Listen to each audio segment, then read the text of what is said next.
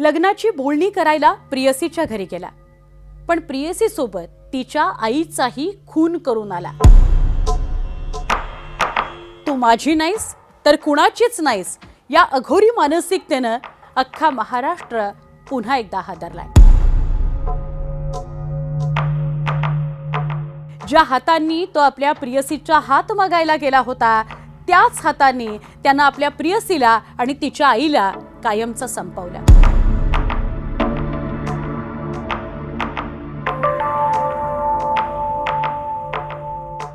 ज्या फ्लॅटमध्ये लग्नाची बोलणी सुरू होती, त्याच फ्लॅटमध्ये जीवघेणे आवाज आणि रक्ताचे पाठ वाहिले. पण या सनकी प्रियकरानं असं का केलं? त्यानं आपल्या प्रियसी सोबत तिच्या आईलाच का संपवलं?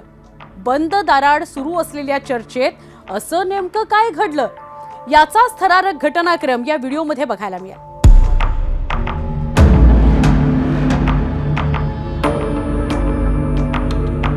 काळजाचा थरकाप उडवणारी ही घटना विरारमध्ये घडली आहे.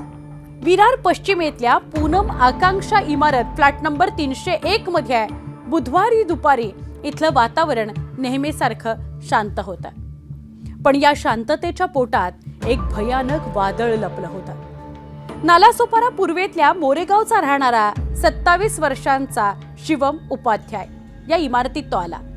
शिवमचं या इमारतीत राहणाऱ्या 24 वर्षाच्या नॅन्सी मिश्रावर जीवापाड प्रेम होतं.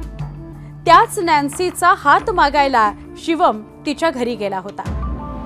नॅन्सीच्या आईनं नॅन्सीचा हात आपल्या हातात द्यावा ही मागणी घेऊन शिवम फ्लॅट नंबर 301 ला पोहोचला. पण शिवमच्या मनात भलतंच काहीतरी शिजत होतं. शिवम घरात पोहोचला. त्यानं स्वतःच्या हातानं फ्लॅटचा दरवाजा बंद केला. त्यावेळी घरात शिवमची 24 वर्षांची प्रियसी नॅन्सी मिश्रा आणि तिची 48 वर्षांची आई सरिता मिश्रा यांच्यात चर्चा सुरू होती. तिघांमध्ये संवाद झाला.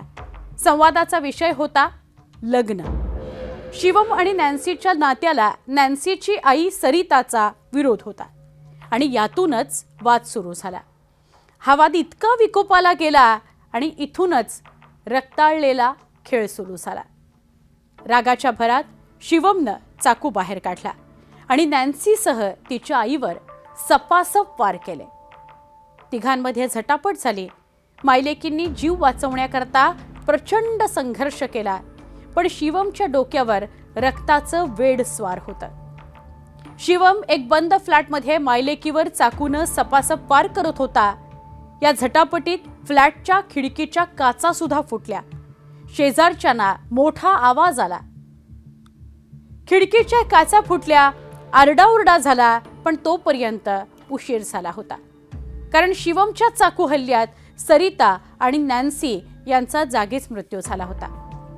2 निष्पाप जीवांची हत्या केल्यानंतर आरोपी शिवमने स्वतःवरही वार करून घेतले आणि स्वतःला संपवण्याचा प्रयत्न केला. शेजारच्यांनी कॉल केल्यावर पोलीस घटनास्थळी पोहोचले. फ्लॅटचा दरवाजा आतून बंद होता. अखेर अग्निशमन दलाला बोलवावं लागलं. खिडकीतून प्रवेश करून जेव्हा पोलिसांनी आत पाऊल टाकलं, तेव्हा समोरचं दृश्य हादरवून टाकणारं होतं. पोलिसांच्याही अंगावर काटा आला. आरोपी शिवम उपाध्याय पोलिसांनी त्याला ताब्यात घेतलंय आणि लगेच रुग्णालयात दाखल केलंय. सध्या त्याची प्रकृती स्थिर आहे. शिवम मोरेगाव भागात दुकान चालवतो, पण एका दुकानदाराचं हे क्रूर रूप समोर येईल असं कुणालाच वाटलं नव्हतं. बोळिंज पोलीस आणि DB पथक आता या प्रकरणाचा मुळापासून तपास करताय. या घटनेनं अख्खं विरार हादरलाय. एका आईचा विरोध मुलीच्या आणि तिच्या स्वतःच्या मृत्यूचं कारण ठरला. शिवमचं नॅन्सीवर खरंच प्रेम होतं की हे फक्त एक क्रूर वेड होतं? रागाच्या भरात घेतलेला एक निर्णय एका क्षणात 2 कुटुंब उद्ध्वस्त करून गेला. तुम्हाला याबाबत काय वाटतं? कमेंट करून नक्की सांगा.